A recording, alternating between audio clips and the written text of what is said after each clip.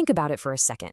Everything you see around you, this screen, the air you're breathing, it's all built from the same tiny, invisible particles. For centuries, we could only guess what they were. But in the last 100 years or so, we've really started to unlock their secrets. It's one of the biggest questions we've ever asked. The ancient Greeks, they thought they had it figured out. They came up with this idea of a final, uncuttable particle, and they called it atomos, which is just Greek for indivisible. And for 2,000 years, that simple idea pretty much held up. But as it turns out, the truth is way, way stranger. So here's what we're going to do. We're going to go on that journey. We'll start by cracking open that indivisible atom to see what's really inside. Then, we'll dive into its powerful core to understand where all its energy comes from. We'll look at how this science powers our cities and saves lives, reveal its hidden role in our day-to-day, and finally, take a peek into the future. Okay, let's jump right in. The story really kicks off when we take that old Greek idea of a tiny solid ball and just completely shatter it, with a series of brilliant experiments that showed us a much weirder reality. And the pace of discovery was just breathtaking. For centuries, the atom was a solid ball. Then, boom, 1897, J.J. Thomson finds the electron. All of a sudden, the atom has parts. Just a few years later, Ernest Rutherford does his famous gold foil experiment and finds something incredible, a tiny, dense nucleus right at the center. The atom wasn't solid at all. It was almost entirely empty space. Then Niels Bohr comes along and refines the whole thing, putting electrons into specific orbits, kind of like planets around a sun. In just a couple of decades, our entire picture of matter was turned completely upside down. In this right here is the key takeaway. On the left, you've got the old plum pudding idea, kind of like a blob of positive dough with these negative electrons just stuck in it. But Rutherford's work, on the right, flipped that on its head. The atom was suddenly this miniature solar system, a tiny, heavy, positive sun, the nucleus, with these lightweight electrons orbiting in a huge void. It was a totally mind-bending leap. So, let's zoom in. We're going right to the heart of the atom, that tiny nucleus Rutherford found. Because what's packed inside that core? Well, that's the key to some of the most powerful forces in the entire universe. So, the nucleus is made of two main particles. First up, you've got the proton, which has a positive charge. The number of protons is what makes an element what it is. 6 protons is always carbon. 8 is always oxygen. It's that simple. But right alongside them are neutrons, and they have no charge at all. They're just neutral. Now, here is where things get really interesting, because while the number of protons for an element is fixed, the number of neutrons can actually change.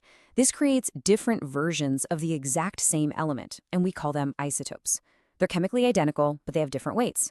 You can think of them like siblings, part of the same family, but just a little different. Now, some of these isotopes are perfectly stable, but others, not so much. An unstable nucleus will eventually try to get to a more stable state by kicking out some excess energy and particles. That process is what we call radioactive decay, and the energy it releases, that's radiation. It's a totally natural thing that's been happening since the universe began. Okay, so once we figured out what radioactivity was, the next big question was, well, what can we do with it? And that question led to two of the most transformative technologies of the 20th century, completely reshaping our world through energy and medicine. The engine behind nuclear power is a process called fission. The best way to think about it is like a subatomic game of pool. You start with a big, heavy atom, like uranium-235. Then you fire a single neutron, that's your cue ball, right at it. Bam! The uranium nucleus splits in two, releasing a massive burst of energy. But here's the magic trick. The split also releases a few more neutrons. Those new neutrons then shoot off and hit other uranium atoms, creating more splits, more energy, and more neutrons. It's a chain reaction. If you can control that chain, you've got a power plant. And this just illustrates the duality of the science so perfectly. On one side, you've got these massive nuclear power plants using controlled fission to light up cities. And on the other, you have these incredibly precise medical tools. That machine is for something called hadron therapy. It uses beams of particles, the very things from the nucleus, like a microscopic scalpel to destroy cancer cells with pinpoint accuracy, leaving the healthy tissue alone. It's the exact same physics, just used in two totally different ways. In medicine, this gets even more personal. We can use radioactive isotopes as tracers. If you've ever known someone who's had a PET scan, they're given a substance with a short-lived radioisotope attached to it. That substance travels through the body, and areas with high metabolic activity, like a tumor, will literally light up on the scan as the isotope decays. It gives doctors this amazing functional map of what's happening inside you, which means they can diagnose things incredibly early.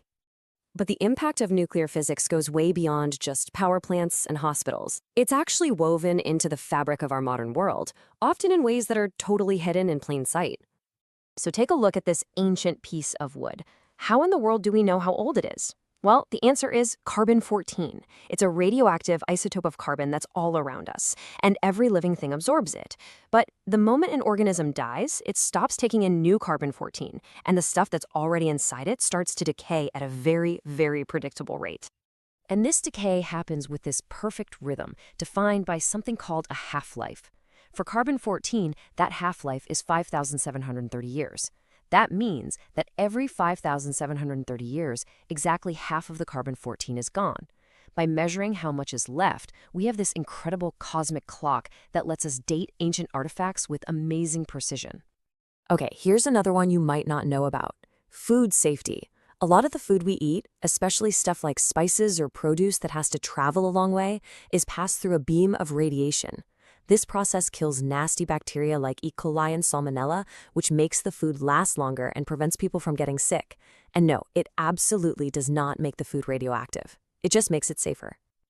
When you see a machine like this, a particle accelerator, you probably think of physicists smashing atoms to find new particles. And yeah, they do that, but they're also incredible workhorses for industry and even culture. Beams from these things can analyze what materials are made of with extreme precision, which helps us develop new solar cells, create super tough coatings for tools, and even figure out if a famous painting is a fake by identifying the exact paint used centuries ago. I mean, the list just goes on and on. We use this science to track pollutants in the environment, to breed tougher crops, to sterilize all our medical gear, and to build reliable electronics for exploring deep space. It's the quiet, invisible engine that runs so much of our modern world.